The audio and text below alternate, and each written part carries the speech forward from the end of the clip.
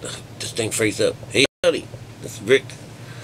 Well, I just had a wonderful, wonderful conversation, and with the next door neighbor of mine, who I was just discussing the number 9 with him, and 9 is actually it's a universal number for consciousness, and I was showing him, I got this new book, and it's a dictionary of scriptures and myths. It's a wonderful bit. It's a giant, giant book, but it's really a dictionary, and so, when you come across some kind of a number, a word, or a color,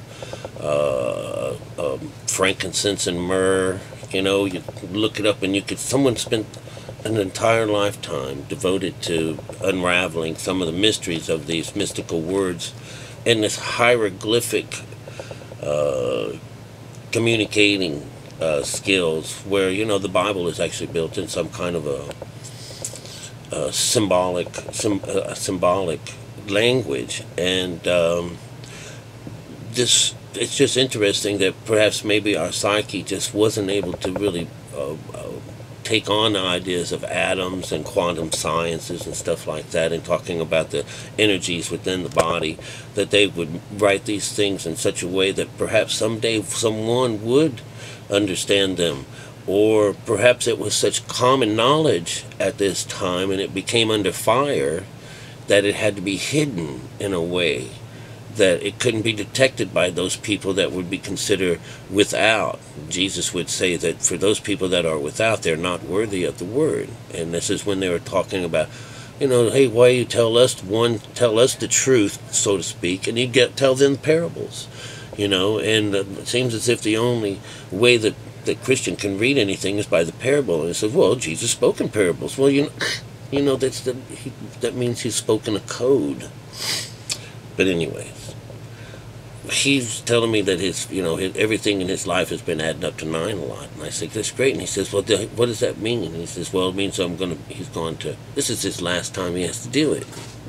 His carnation, he's going to be able to cross over. And I said, well, perhaps so. What if you know that number 9? I'll tell you more about that number 9.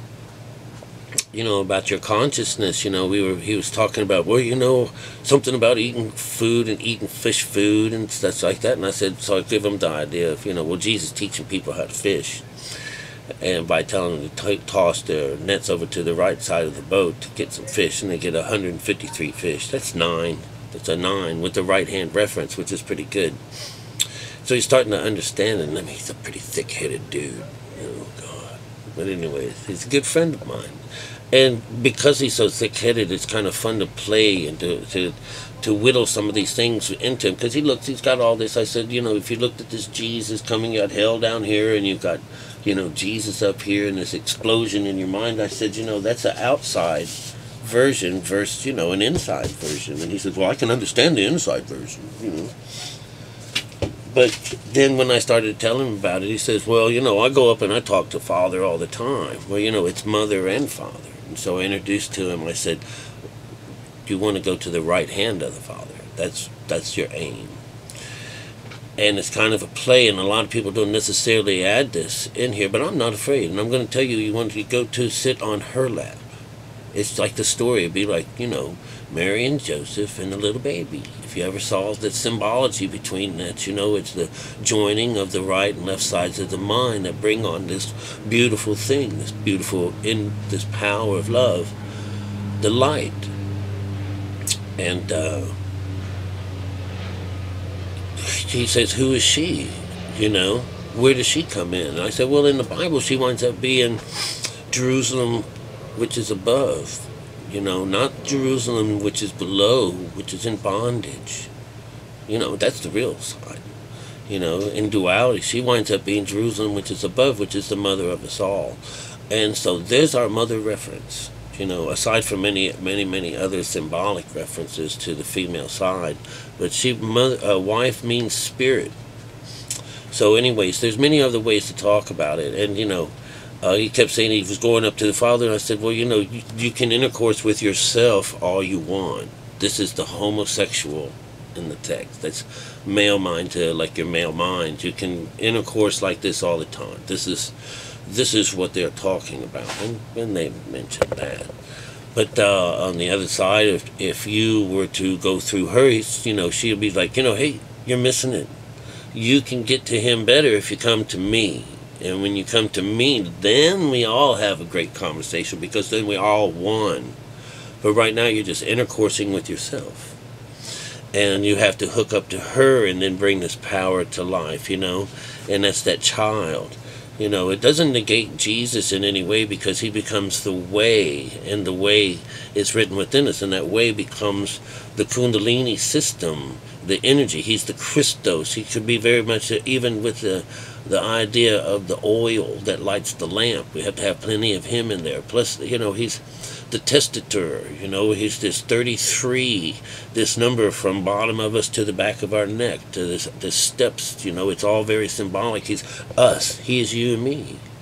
So, we're not getting rid of him, but we're trying to get a better understanding of how we become this child, how we were preordained to be the image of this Christ. And it's very hard for some people to really talk about that. But with my friend, he was here. Wow, it just seemed like really cool. I said, in the stories it talks about, you built something between us. There's a barrier made between us, and it was made by you, that keeps us from being able to get to this holy place within us. And that story would be played out in Joshua, where Joshua talked about love Jericho, He circled the place 7 times, blowing his horn, and the walls came tumbling down. Well, that's that wall that we had to pull down, And it's that if you want to be that white horse at the end of the whole game, where you want to be, boss of who you are, and you want to come riding out on a white horse, that's the end time stories. End times means that they'll, this new world that opens up in front of you, still in this same old shitty place, but you have a different mind on it now, and you'll start thinking things differently and living life a little bit more abundantly. You don't ask this Lord for anything. He only gives you, what, or takes away something that's binding you, And these are all that someone could ask for, is a peace of mind. And, and I know I repeat myself over, because that's old. That's all the Bible does. Just all these stories, every one of them are talking about, hey, toss your nets over to the right side of the boat, draw up 153 fish, fish food for your brain. And this is a nourishment that they ask for us to do, And it's also being thrown off into the biosin, this thing being swallowed up, it's all these wonderful things.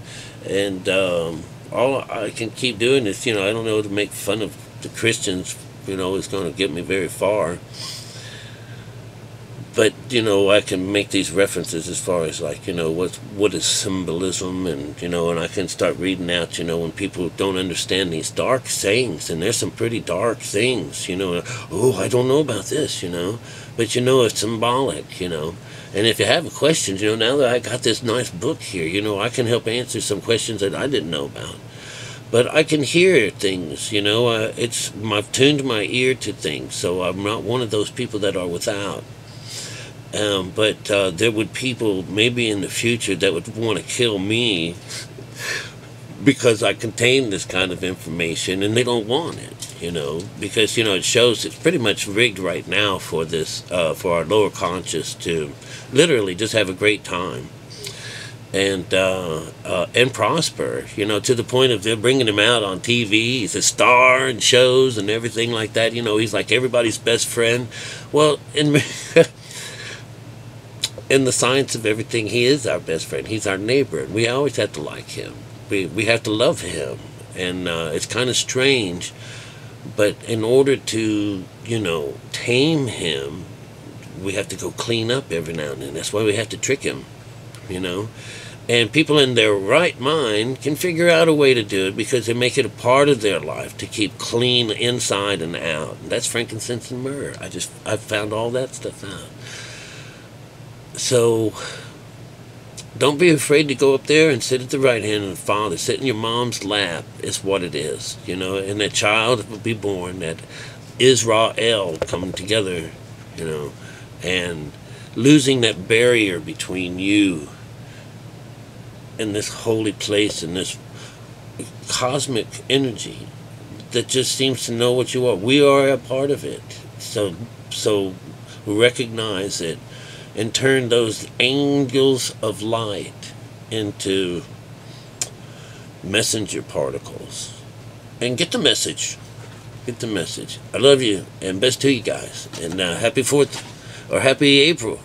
Yeah, it's my birthday month. Chat with you soon.